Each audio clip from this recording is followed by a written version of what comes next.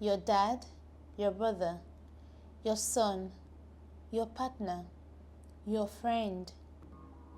They may be carrying heavy emotions, but they rarely tell you they're struggling. For generations, men have been taught that showing vulnerability is weakness, and that showing emotion makes them less of a man. But the truth really is, men are human too. And another truth is that there's strength in being honest, and there's healing in being heard. And so today, I'm going to be sharing with you 5 crazy tips in getting the men in your life open more about their emotions. Hi guys, welcome back to this channel. If you're new here, my name is Aisha K, and you're welcome to the file. Since June is Men's Mental Health Month, I'm super excited to be sharing these tips with you in hopes that it will help the men in our lives open up more about their emotions, which in turn protects their mental health.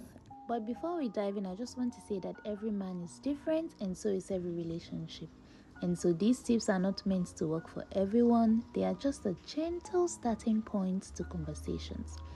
What matters most is understanding the person you are with and supporting them in a way that feels safe and genuine to them. And so let's dive into today's video. Tip number 1, ask better questions. Instead of asking questions like how are you, ask open-ended questions, because these questions go beyond just the normal yes and no answer. So questions like, what has been on your mind lately? You've been quiet lately. Do you want to talk about it? What does that mean to you? What happens when you feel that way? These are all examples of open-ended questions. Open-ended questions make the person feel like you are interested in what they are talking about. It also makes the person feel like you have a desire to know more about what they're going through or what they're sharing. So the thing to keep in mind about open-ended questions or asking better questions is that you want to ask questions that would prompt them to talk more about their experiences, their feelings, their perspectives on things, their opinions, which in turn would create a safe space for vulnerability and for a deeper connection. Tip number 2. Hey, peace out. Don't try to fix things. Just try to listen, and listen to learn. I think one thing people fear about sharing their emotions is the fact that they would be dismissed or that people will try to fix them.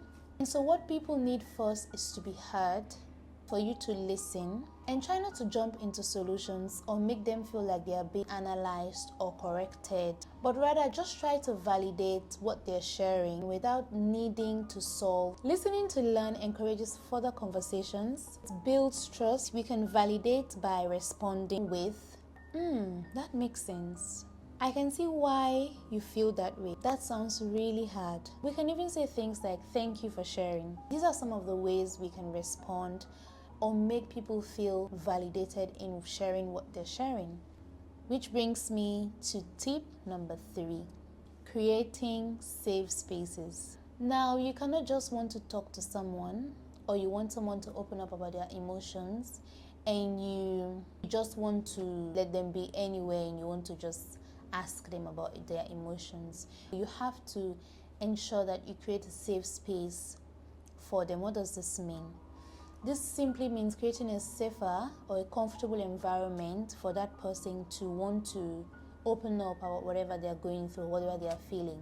So that could mean, taking a casual stroll, driving, watching a movie together. Sometimes having that side-by-side setting makes the atmosphere feel less intense. And if creating that side-by-side setting is not common to your relationship, you can take the person to their favorite spots. You can just do things, buy them things they like, maybe take them to where they like going to, so that the environment is safe, it feels relaxed, it feels comfortable to them. The thing to remember about creating safe environments for people to open up is to try as much as possible to choose moments that feel natural rather than forced. And hey, if you want to take them out and they turn you down, try again.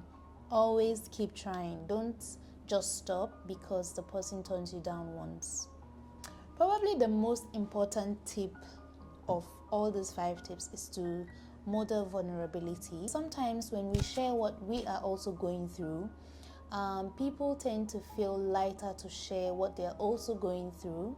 It makes them feel like it's okay to not be okay, and not in a way that you try to sort of downplay whatever the person is going through, or to make what you're going through seem like it's bigger than what the person is going through. You can start with something small like, I've been struggling lately with so and so and so, or I have felt this way too.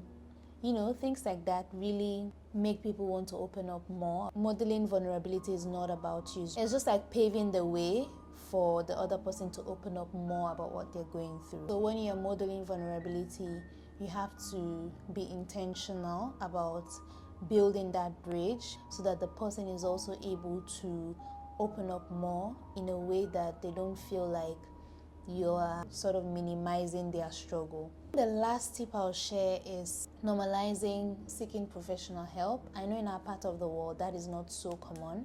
Of the world, obviously, we don't have a lot of professionals to help with some of these things that we feel. I would say have people you talk to about things. Seeking mental health help is not a sign of weakness. I think it's a sign of like strength. It's a sign of you trying to solve something that is going on with you. I think that's like a very brave and a very important step. Let's stop framing mental health issues as something to be ashamed of. Share resources with people. If that's something you have been through, share your journey so that they learn from it. Let's just try to make seeking help an option, because it really is an option. It should be an option. I think let's try to normalize people not being okay. Talk about what they're going through. Let's try to normalize it. Let's try to move away from all this. A man should be strong, a man should not cry, a man should be stoic, and a man should not show emotions. I think it's really not good for our mental health. It's not good for the people around us, because what that does is you just harp up a lot of these emotions, and one day you're just going to have an outburst of emotions, and you don't know what you would do in those situations. We have come to the end of this video, and just like I said, these tips are meant to be a conversation starter, and it might not work for everyone. But if you like this video, or if you know someone who might need this, please share with them.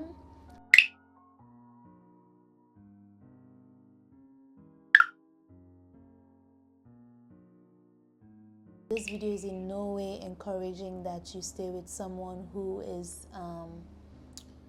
abusing you. Say that, oh, maybe I haven't tried to talk to him, so I'm going to try this to talk to him. Please know, this is strictly for getting the men in your life, frankly, anybody, to open up more. People you can see that they're struggling, and you want to sort of get through to them. This video is not for you to use to manipulate and get to know other people to open up about themselves, and you use that against them. And if you've ever helped someone to open up, please share in the comments so we can also learn from each other. And I hope you enjoyed this video. Don't forget to like, comment, and subscribe. And see you in my next video. I love you guys so much. Bye bye.